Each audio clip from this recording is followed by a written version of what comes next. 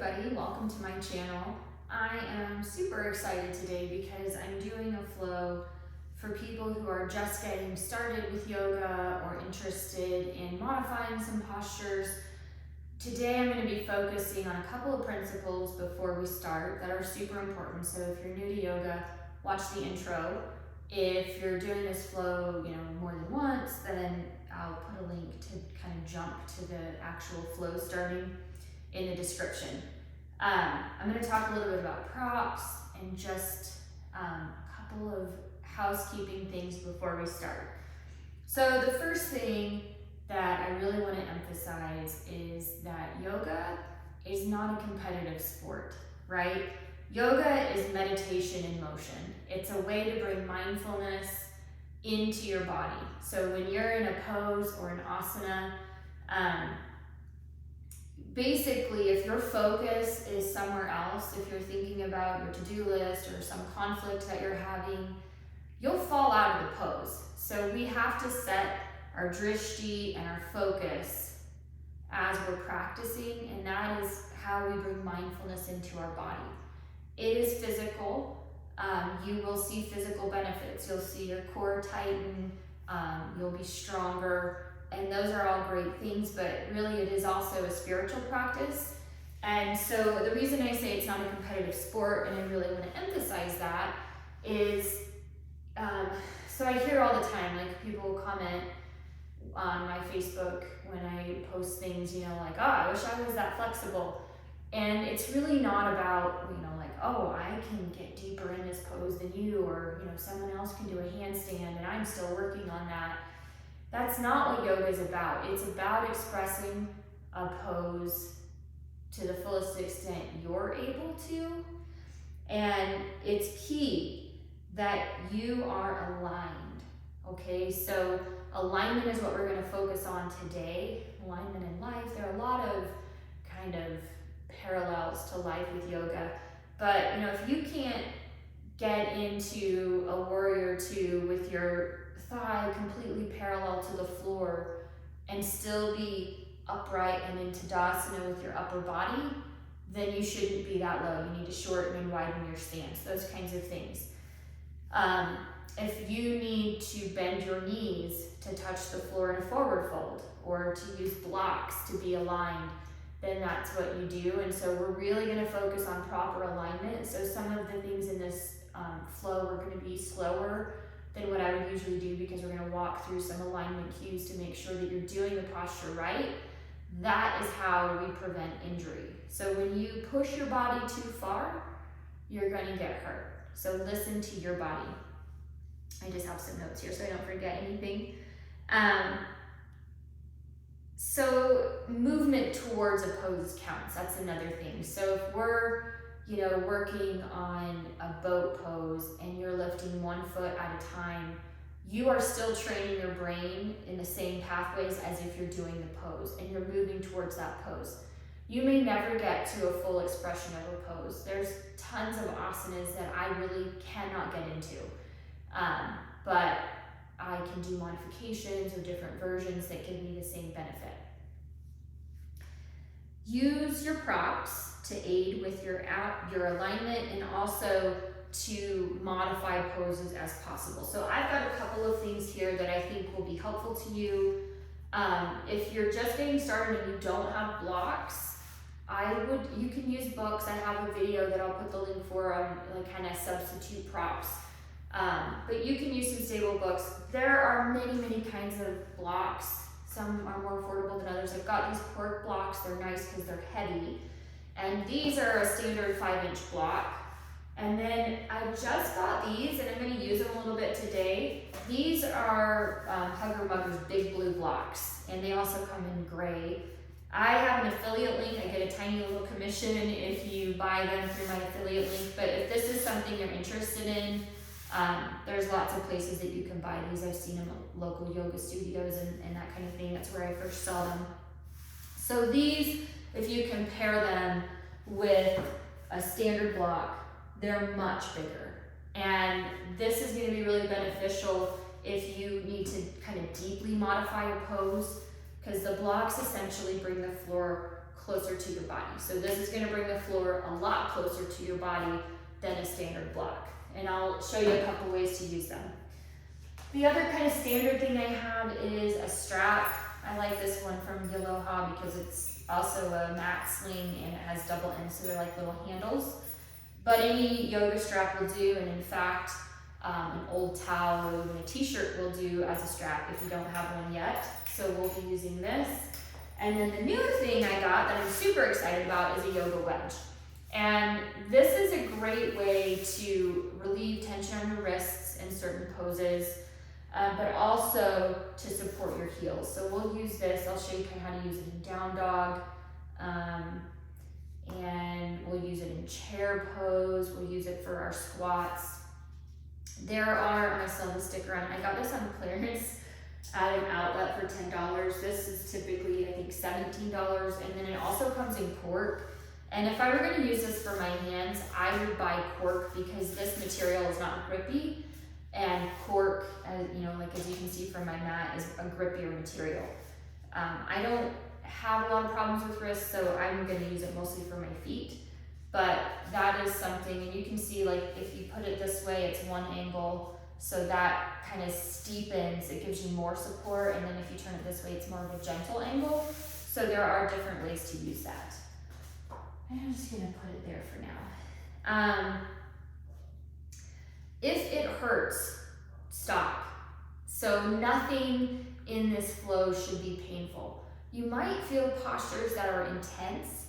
You know, it's a deep stretch and it's like, ooh, I want to, you know, get out of this pose because it's super intense.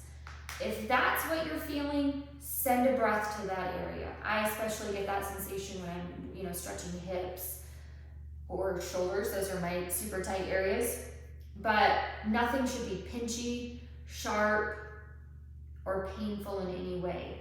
So if something hurts, stop doing it, modify the posture, use a different prop, or do a different asana. Okay, so listen to your body. It's super important that you always listen to your body during yoga. One thing, I'll try to remind you of this a couple times through the flow, but I may forget, but child's pose is always available to you. Down dog is always available to you. Child's pose is more of a kind of full resting pose. If, you know, the practice gets a little bit too hard and you're still building up endurance, take child's pose. Down dog's a little bit more of an active resting pose. And sometimes you may just need to like stay in down dog through a sequence, right? You're like, I'm sitting this one out. That is totally fine. If you get tired, rest, don't quit. Just like in life, if you get tired, take a break, but don't give up. So take child's pose, take down dog. They're always available to you. Any of the postures or poses that I'm doing are suggestions and options. If there's something that feels better to you, do it. So yoga should always be your practice. And then last thing, let's see. Well, two things really. Consistency is the key here. So you might do this practice today and you might feel like I'm just not very flexible or this is really hard.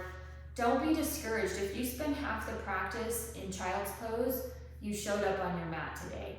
And that's what's important. So celebrate the fact that you're showing up and that you're trying, and like guilt is kind of a useless emotion. So, you know, if you consistently practice this beginner's flow, eventually you're going to see that you're more flexible, you're stronger, and it's going to get easier and easier. And it is going to give you some cardiovascular benefits as well, depending on how quickly you go through the sequence. Set an intention for your practice. Set an intention for each practice. Like today, I'm going to, you know, leave everything off my mat that doesn't belong today. I'm going to put my focus only on this particular practice. But set an intention for your practice overall as well. So, you know, don't start out and say, I'm going to practice yoga 5 days a week. Because I feel like sometimes we set these big goals, especially right now in real time, it's a new year, and we tend to get really gun-ho about what's going to make a difference.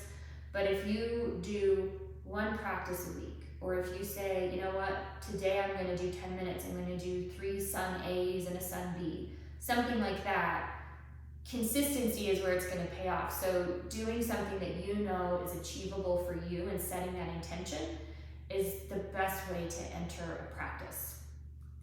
So with all of that, we're going to get started. You might want a towel. You definitely need some blocks and maybe some water, a strap. And we're going to start in child's pose. So remembering that this is the posture that's always available to us, no matter how winded we get. We're going to put our big toes to touching, our thighs spread wide. You may want to block under your forehead. That's a good way to support a child's pose if the floor is just a little bit too far. But in general, we're going to stretch our hands out in front of us and rest our forehead on our mat. So if we wanted to use a block, we would just put it right under our forehead. And that puts a little bit less of a stretch across your low back. If you're already in your child's pose, begin to breathe deeply into your belly. We're spreading our fingers wide and really rooting them into the mat, almost like we're gripping onto it. Stretching forward as we inhale, we drop deeper into our belly. As we exhale, maybe we stretch just a little farther. You can be active in this child's pose with your hands really rooted and gripping and your arms straight, or you can relax. So if you feel during the practice that you're tired, maybe just take more of a relaxing child's pose. But let your belly expand. We're beginning to come into our Ujjayi Breath, and that is just where our throat is constricted. And you have an audible exhale. We inhale and exhale both through our nose. As we exhale, we pull up through our core, push the breath all the way out using your diaphragm, kind of thinking about it coming out through the top of your head. As we breathe in, we expand our ribs out and our belly down, relaxing. So already we're starting to engage the core. Take a breath in. On your exhale, press yourself into a tabletop position. For tabletop, your knees need to be under your hip and your hands need to be under your elbows, so wrists under elbows. And I want you to look at your hands. So a lot of what we do in yoga can put a lot of strain on your wrists. The wedge can help with that, but so can alignment. So we tend to want to kind of keep our hands like this, and that puts a lot of strain on the outside of your wrist. When we are in plank or down dog, any of those postures, if our hands are, so look at your index fingers, we can do, I'm in Utah, BU, sorry if you're BYU fan. We kind of keep these fingers parallel. What that does, if you look at your elbows, that's like if someone says turn the eyes of your elbows out, that's what they mean. So now the eyes of your elbows would be towards the front of your mat. Your wrists are aligned.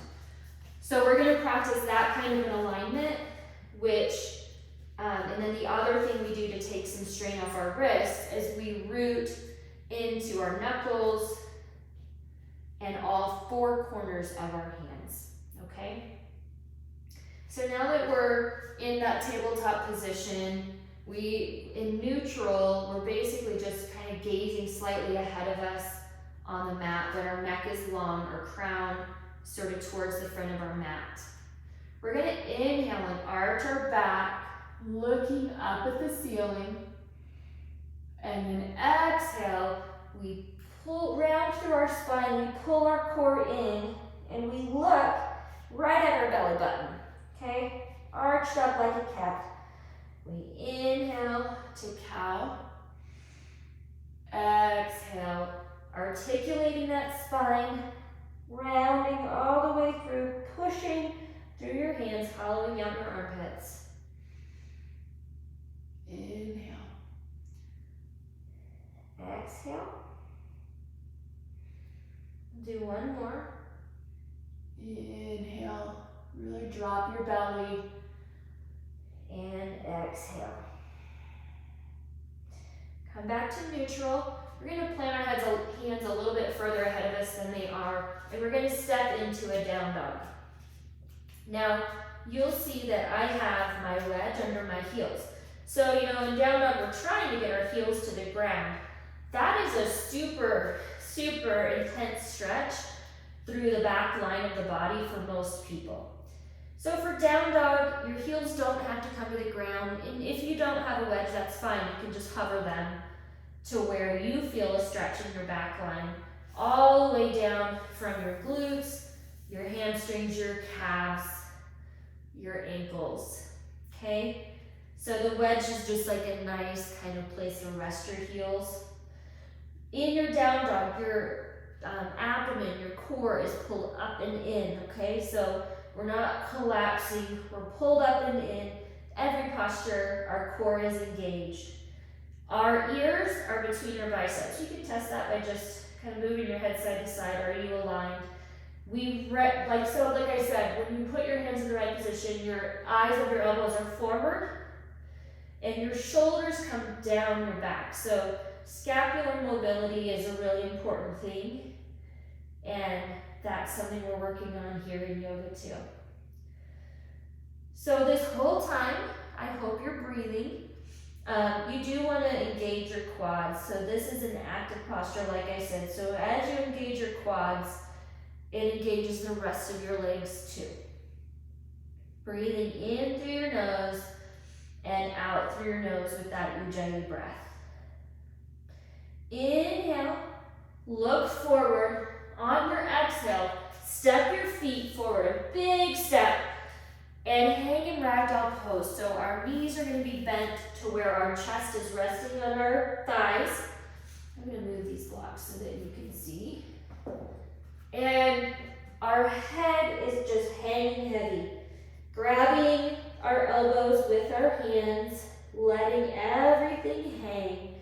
Maybe you shake your head, no, nod your head, yes. Loosen up that neck so that you're really just hanging like a rag doll. Shoulders are loose. You can sway side to side on your feet. That gives you a little more of a stretch through your low back. Really taking this time to let everything just roll down to your mat, leaving it there. You can pick it up later. Inhale. Exhale through your nose. Inhale, sweep your arms up, rise up, high mountain pose. So this is Tadasana. When we're in Tadasana, our whole body is aligned, right? We're in our neutral spine, which is not tucked, it's not arched. I can't even arch that much. That's where I'm working on mobility, but we have a small kind of arch to our back. Our shoulders are not up here, they're down our back. You can see shoulders, wrists, elbows all in line. Gaze is forward. Inhale. Exhale. This is the alignment we want in every posture. So if I'm in chair, my upper body is in Tadasana. If I'm in warrior, my upper body is in Tadasana. So memorize this posture. Take a breath in. Exhale, forward fold. Now this is where blocks are going to be really useful. If you put these big blue blocks up on their end, that's almost like a halfway lift position. So what I want you to do for your forward fold is try to get into the lower level. You can touch the floor if you want. This might be a really deep stretch through that back line. Bend your knees to access the floor, okay? So you just bend as far as you're able and as far as you're comfortable. Then we're gonna inhale to a halfway lift. For a halfway lift, we take our hands, we press them into our shins. Our tailbone pulls towards the back of our mat as the crown of our head extends to the front of our mat. Our shoulders roll down our back again. So keeping in mind, we want a flat back. We want our head in line with our spine. So a lot of us have forward head posture, and a lot of us I tend to want to look up. So keep your head neutral. Another way to do that halfway lift is to use these blocks, and you get the same benefit. It just is a little bit easier to access than your shins. Inhale. On our exhale, we're going to plant our hands and we're going to step back for a high push-up. Now usually I would be in a high push-up with everything engaged, and if you're already to that point of strength, then do that. Otherwise, just come to your knees, and I'm going to try to modify this particular practice as much as possible. So a high push-up isn't exactly a tabletop, right? Because we're still kind of over our hands, right? So it's like a plank on your knees. Shoulders are over your elbows, which are over your wrists. Your core is engaged. When we inhale, we're gonna rock forward first, and this is the same if you're on your feet. Then we're gonna bend our elbows. Why do we do it that way? Well, if I'm in a high plank and I just bend my elbows, look how far back they come. That puts a lot of strain on the elbow joint. So we're in our high push-up, we rock forward, then we bend our arms. That puts them at a 90-degree angle. We inhale for upward facing dog. Now, check your alignment. Bend your elbows a little bit. As you do that, it shines your shoulders open more and opens your chest. Gaze is forward. You can drop your legs or you can be up. Either one. You're going to turn your toes and you're going to press yourself back into a downward facing dog with or without a wedge. Breathe in, sigh it out. Do that one more time.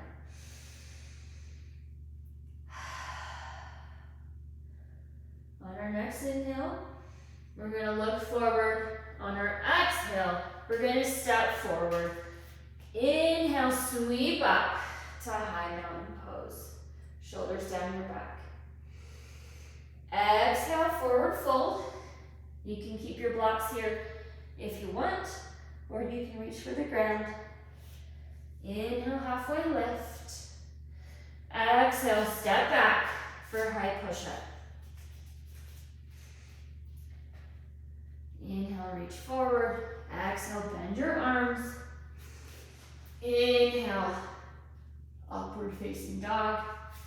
Exhale, downward facing dog. We're going to do one more just like that, using whatever modifications you prefer.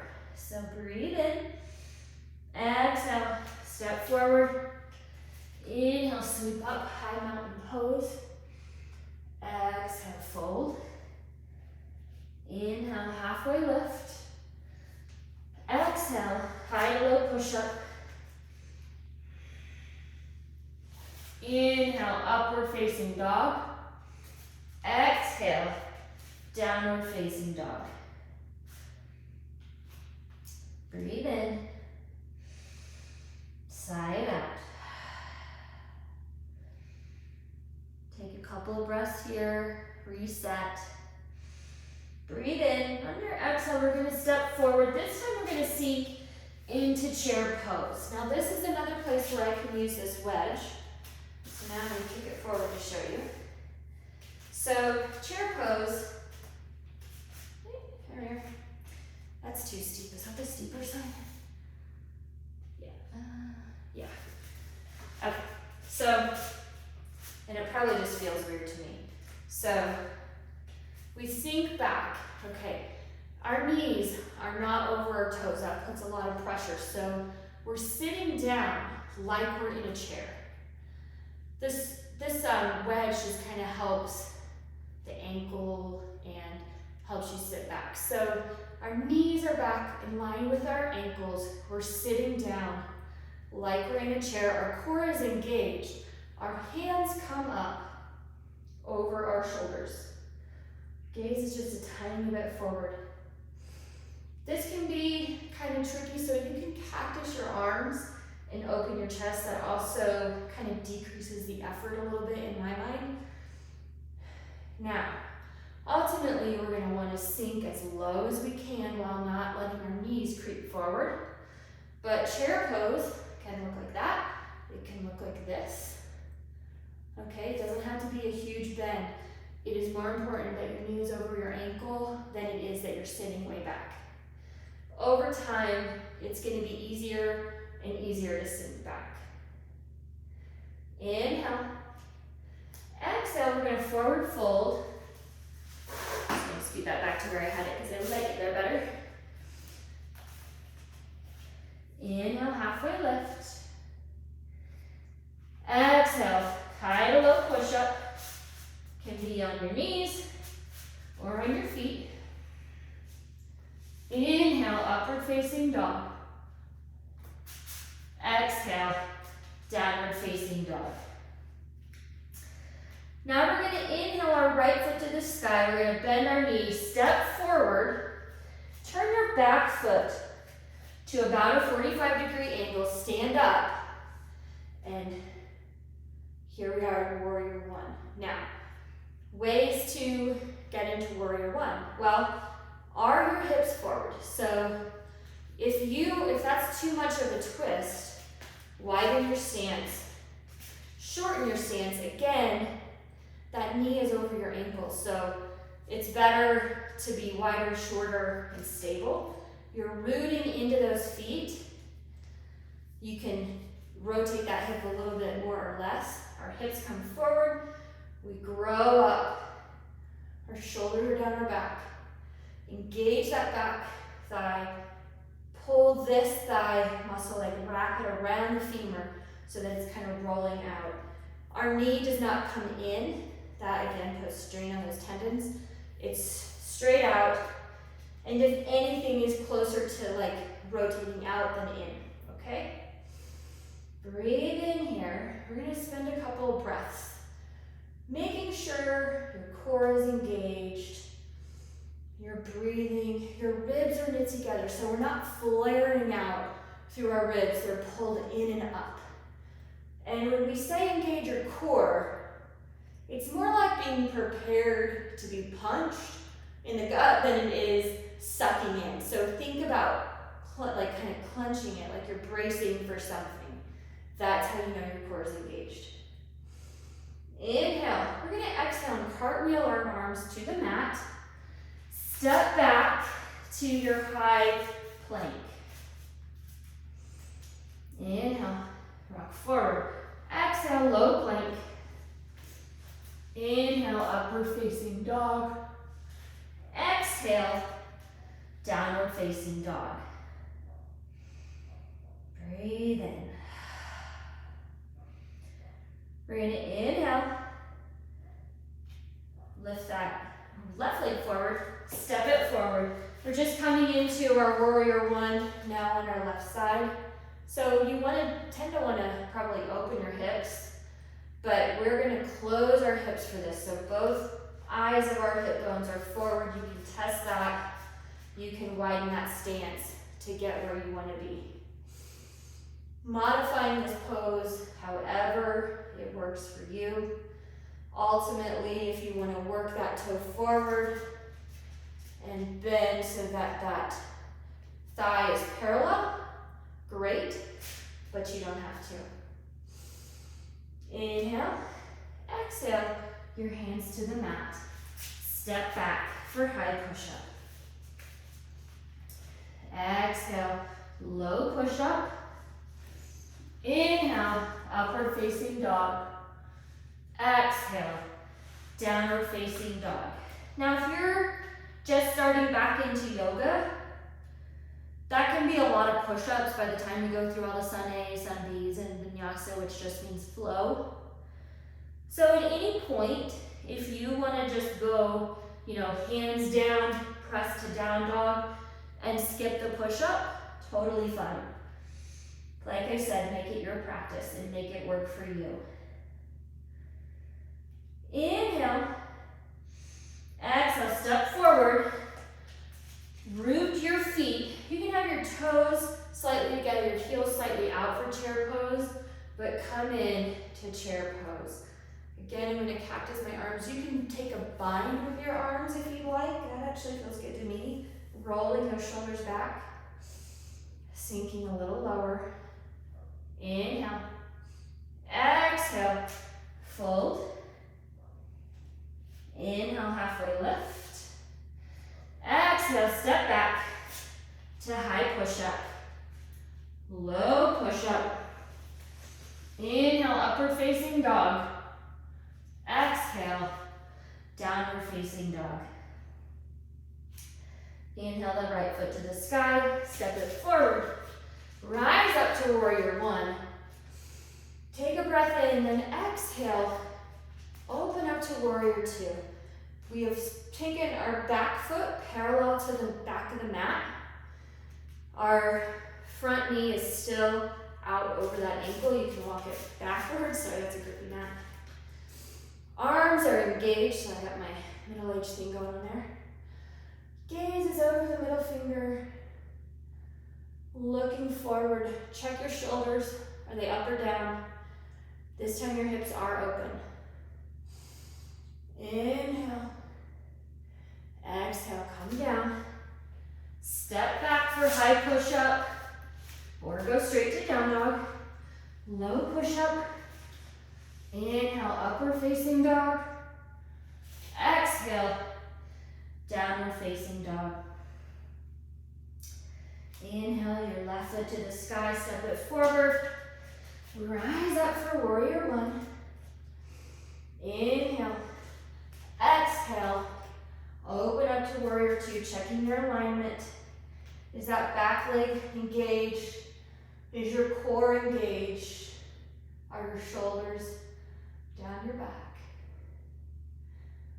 Using your Ujjayi breath to burn that heat off that you're generating. Inhale. Exhale, come back down to low push-up.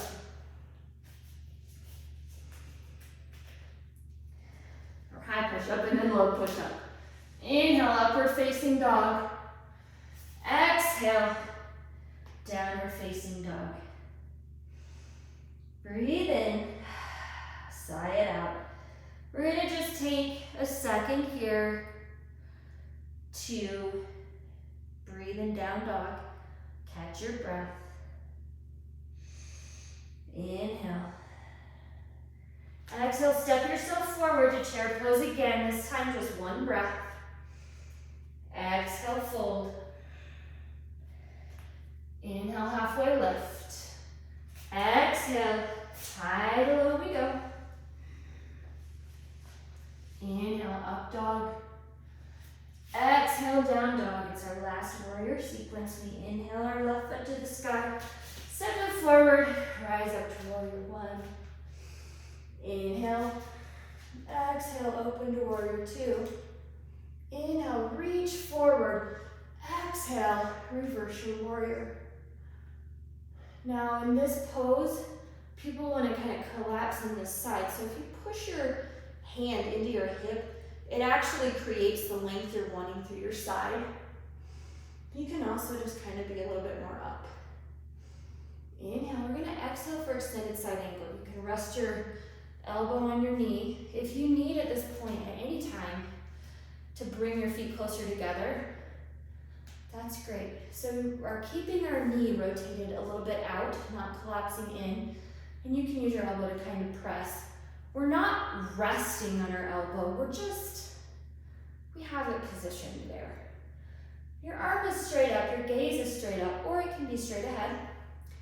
If you want, you can reach that arm over your ear and turn your gaze up. Inhale. We're going to come kind of back through warrior two. And we're going to do a wide-legged forward fold. This is another great time to grab a block. If you like, our toes are going to turn in just a little bit. Our heels are going to come out. Put your hands in your hip creases. Stick your butt back. Hinge at the hips for a wide-legged forward fold. You can be up high. You can be lower. You can be to the floor. All of these are wide-legged forward folds. You can grab both ankles and let your head rest. It's a great time to do a little head nod. Loosen up that neck. Inhale. Exhale. Hinge back up.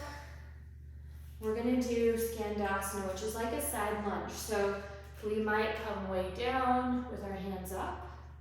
You can put your hands down and stay a little bit higher. We're getting as low as we can go. Slowly moving side to side. Feeling that stretch all the way through that inner thigh. This is a great exercise for the inner thighs. On our next time, we're going to come towards, so our right foot is forward, we're on our left knee. We're going to lunge, and so again, paying attention to alignment. We're not lunging forward so that knee is over our toes. We want it over our ankles. So if you want to lunge forward more, you're going to put this leg farther back, deepening the stretch in that psoas. Now, you can also be in a low lunge like this, okay? Whatever feels right to you, keeping in mind we want to be aligned. Now we're going to come into a Yogi Squat. And a Yogi Squat, so from the side, you could just stretch one leg forward and meet it. I'm going to use a wedge from the side so you can see it. We put our heels either to the ground or they might stay up. And we press our knees open and our hips open with our elbows. So from the front, that looks more like this. You can, if you don't have a wedge, which many of you won't, one way to modify this pose is also to put a block underneath your behind and just sit on it. And that helps you align your spine while pressing open those hips. Your gaze is directly in front of you, so your head is in a neutral position. Inhale. We're going to exhale, and we're going to just step back to a high push-up. And we're going to come right into downward facing dog. Now we're going to repeat that on our left side. So foot comes up, step it forward, rise up to warrior one. Inhale, exhale, warrior two. Inhale, reach forward. Exhale, reverse your warrior. Again, can be as deep or shallow as you want. Inhale, exhale, extended side angle. This is also extended side angle. This is extended side angle. So is this. Lots of different postures. You can also use a block. An extended side angle. Come back through, turn your feet. I'm going to take a bind. This is a good time to use a strap. So I have my arms bound behind me, either my hands clasped or using a strap. I hinge at the hips and I let my arms just come over and let gravity pull them to the ground. My neck is loose, my head is heavy, just hanging. Inhale.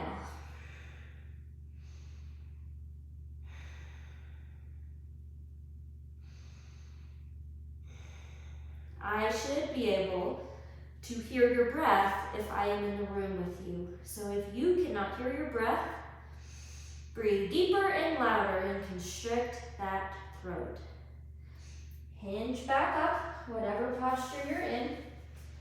And we're going to do that low lunge to the sides. My ankles have been super creaky today, it's weird. So we're going to do one more to each side. And then we're going to twist our bodies so that our left knee is forward, right knee's on the ground. Low lunge.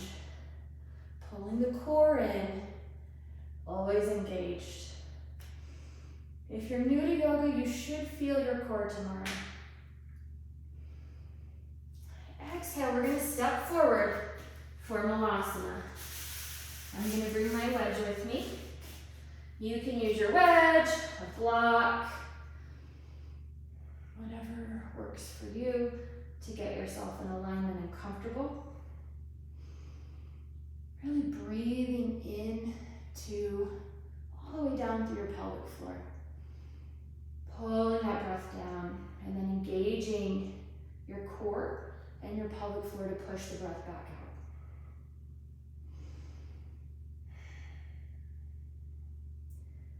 One more breath in. On your exhale, I want you to step back to high push-up.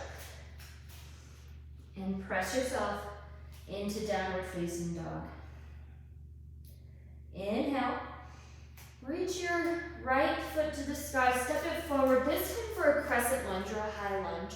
So we're on the toes of our left foot. That whole left side is engaged, your glute, your quad, pressing in, rooting into this right knee, sinking as low as feels good. We're stacked with our shoulders down our back. Breathe in and out through your nose.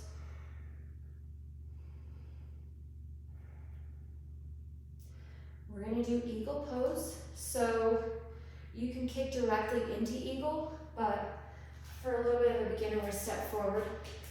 We're going to take our left leg up and over our right. So usually it might look like this where we get a wrap and we hook, but it can look like this, this. You can have your toes on a block if there was a block there. So I'm going to wrap. We then square our hips, sink down, and take the other arm under and wrap those arms. You want your elbows ultimately in line with your shoulders and your hands out a little bit, but that's the full expression. So from the side, it looks like everything's twisted in, okay? You can have your hands down here too, please. You gotta root into that foot. So spread your toes out. Grip the mat with your toes, feeling the mat on all four corners. And this is a critical position to set your drishti. So you need to find a point on the wall ahead of you that does not move and look at that. If you fall out, come back. Unwrap your arms. Reposition that foot if you need to. We're going to come into a standing leg raise. That can look like this, or it can look like this. If you have your toe, make sure your leg is straight out from your hip and not coming across your body. Otherwise, we're going to hold on to our knee. Again, completely in line, hip, knee. Inhale. Exhale, just pull that open a little bit. Inhale. Now we're going to just grab that foot and we'll put it in tree pose. So tree pose is, foot is on your thigh, but the foot can be at your ankle, turned out. So kind of like this. It can be on your calf, or it can be on your thigh. It's not on your knee. When we're in tree pose, we're rooted through that foot. We're pressing into our foot with our thigh and into our thigh with our foot, creating structure and tension. Your hands can be at heart center, or you can grow your branches and open them up. Ooh. Core is engaged. That creates part of the integrity of this structure. Inhale. We're going to exhale and step back to a warrior one. So for me, just like this. Exhale to warrior two. And then we're going to cartwheel down, step it back. High push up to low. Block is in my way. Up dog, down dog. Take one breath in, sigh it out. Inhale your left foot to the sky, step it forward for a crescent lunge. Raising up, again, now that right Leg is completely engaged. Glute is up, shoulders are down your back. Core is pulled in, you're pulling up. Like you're pulling energy from the ground. Inhale. Exhale, step forward. Eagle pose. Right knee over, left arm under. Rooted as we pull everything to center. Setting our gaze. Inhale. On your exhale, unwind your arms. Come into a standing leg raise. Maybe grab that knee and open it to the side. Oops. If you wobble, reset your gaze, reroute your feet and come back into it. Come into tree pose. If you need to take a little break in between, that's totally fine. It can, like you're really working on the arches of your feet too, and if you don't do that much, it can be pretty intense. So we'll be in here a little bit longer to allow for wobbles and falling out and still feeling like you get the benefit of this posture. Inhale. One more. On your exhale, step back to warrior one.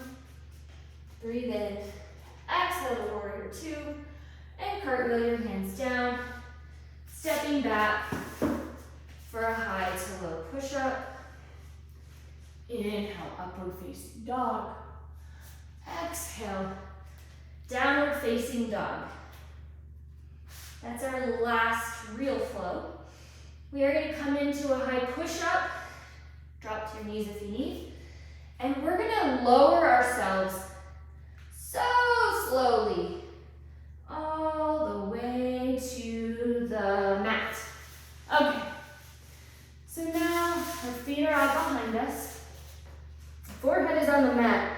Bring your hands right beside your upper ribs. And you're just going to press yourself up, pulling your shoulder blades together for cobra.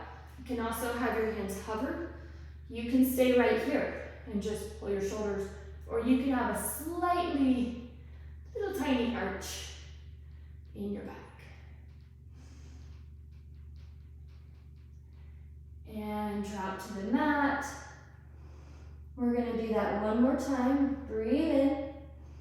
Exhale, press yourself to cobra. Breathing in. Drop your opposite cheek.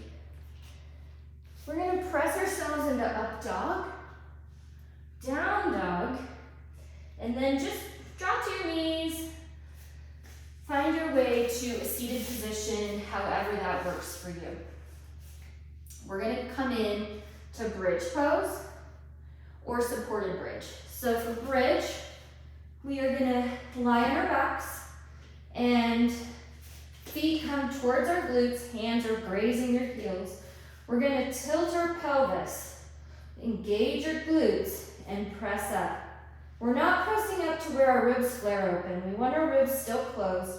Core is tight, our glutes are tight, and we're just in bridge. Supported bridge can either be resting your sacrum on a block in the high position or the low, or I guess I should say medium or low. And that just takes a little bit less glute engagement, but still gives you the benefit of heart opening and a gentle back bend. Come down from bridge. We're going to put our soles of our feet together. Put one hand on your chest and one on your belly. Supta Baddha Konasana. What I want you to feel here, your heart may be up a bit. Notice as you slow your breathing that you slow your heart rate.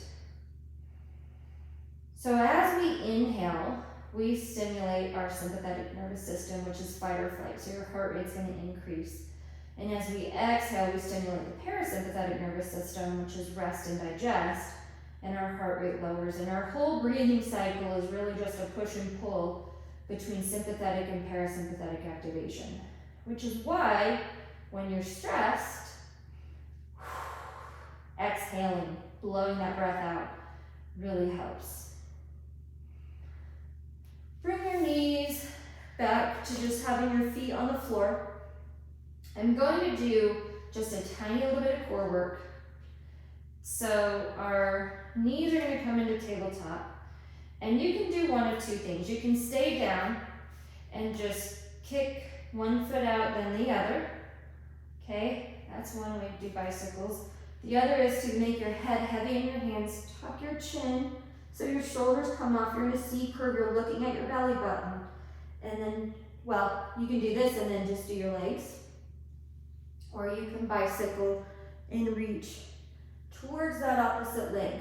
Now, if you've been bicycling this whole time, you're probably done. If you join with me, we'll do one more to each side. And down. Now we're going to come into boat pose. So I want you to sit up, move the flesh from your sit bones so that your tailbones are on the ground. Stand up, core is engaged, pulling up, getting tall. You can have your hands behind your knees and just lift. We're going to do 5 on each side if you're doing this. You can rock back and have your feet up, and you can still do that. Or inhale and lean back so that our hands are extended and our feet are extended, and we hold it for 5 breaths. Any of those count. All of those are boat pose. Drop your feet. Come back, reposition yourself. Grab your strap. You're going to come into a forward fold. So feet come, or the strap comes around the balls of your feet. We're tall in our sit bones. We're just going to walk our way down, keeping a flat back. Pulling forward, getting a nice stretch all the way down the back of your legs. Breathe in.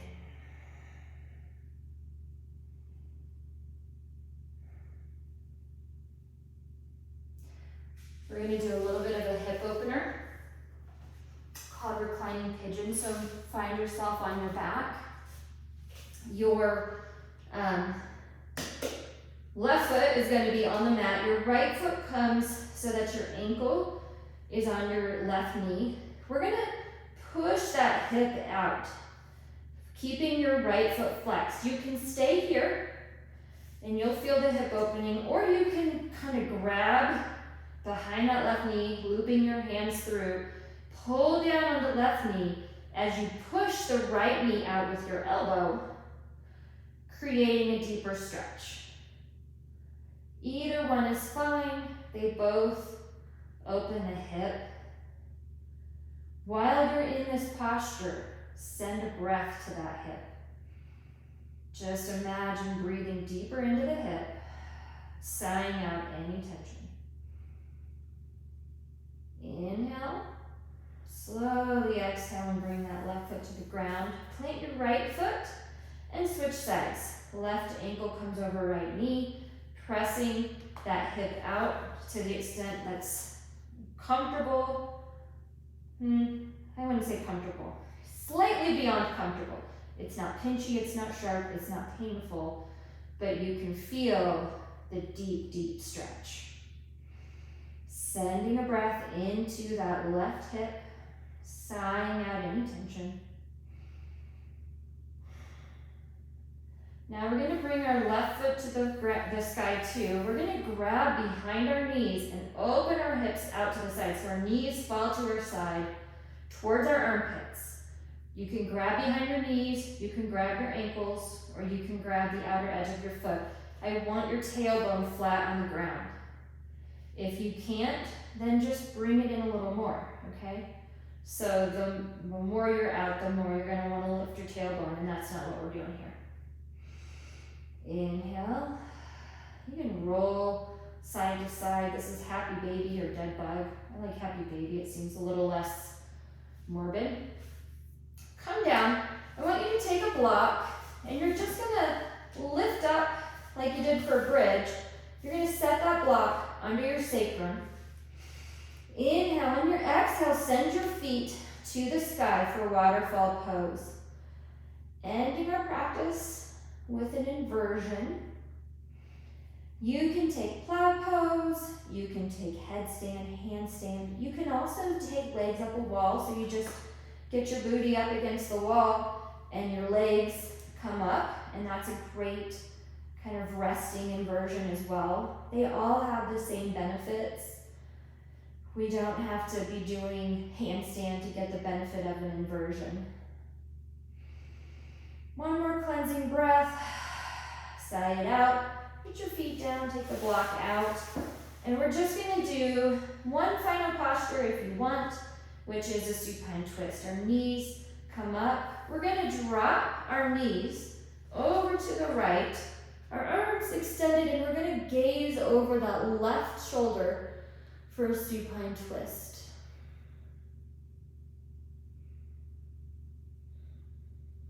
Breathing in and out.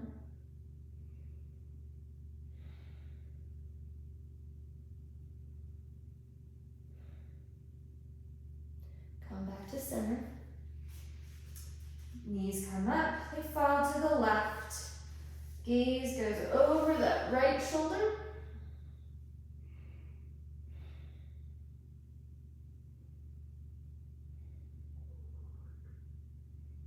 I'm hungry for lunch and my belly's telling me. I don't know if you can hear it growling. Okay, we are setting up for our final resting pose. So I want you to just extend your feet, let them splay out to the side. I'm moving my blocks out of the way. Let your arms come out to the side. You should be totally relaxed. We're falling out of the Ujjayi breath into a regular breath. I want you to just tense your toes, your legs, your glutes, and then let it go. Clench your fists, shrug your shoulders, and let it go. Now I want you to check in with your jaw. If it's clenched, relax it. Let it fall so that your lips can be closed. You don't have to be gat-mouthed, but your jaw is completely relaxed. Check in with your brow. Unfurl your brow. Don't frown. Let your eyes just sink into the eye sockets. Totally relaxed. Savasana is really what yoga is all about. Yoga was developed by monks who spent their lives meditating, and when they spent their lives meditating, they found that their bodies were kind of going to mush. And so yoga was designed as a way to get movement in their meditation and really just kind of preserve their physical health as well as their spiritual health. And the whole purpose of it really is to get to Savasana. So you can lie here as long as you want. I usually run it for 2 to 3 minutes on my channel because people probably don't want to lie in silence for 10. But after you've done a yoga practice, the longer you can do Savasana, the better, because that's really the goal, is to get to that deeply relaxed state, to move the tension from your body, and to allow yourself to come into a deep peace. So don't shortchange your Savasana. Once this video ends, you can play soft music and lie as long as you like. We're breathing normally, we're completely still. If you are thinking, oftentimes we begin at this time to think about what we're going to do as soon as this practice is over. I want you to let your thoughts kind of drift across your mind like clouds in the sky, but you're not latching onto them. As soon as you see what the cloud is or what the thought is, it morphs into something else and it floats by. Just letting your thoughts be your thoughts. You don't really need to analyze your thoughts. You can just let them be. Think them without judgment or assessment.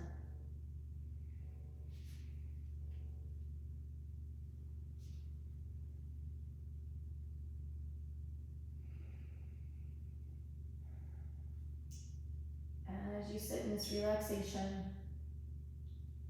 I want you to be grateful for showing up for yourself today.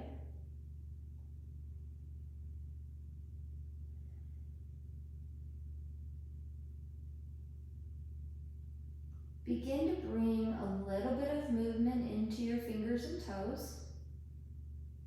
Just a little bit. Take a deep breath in. Sigh it out. Keeping your eyes closed, I want you to roll onto one side or the other, using your arm as a pillow. Stay here as long as you'd like. And when you're ready, again, keeping your eyes closed, press yourself in to a comfortable seated position at the top of the mat. Bring your hands to heart center. Take a moment to acknowledge the work you did today. Notice how your body feels, if it's more expansive, more open, if you feel that you're breathing deeper and easier, acknowledge that and be grateful for it. Bring your thumbs to third eye. The light in me sees and acknowledges the light in you. Namaste.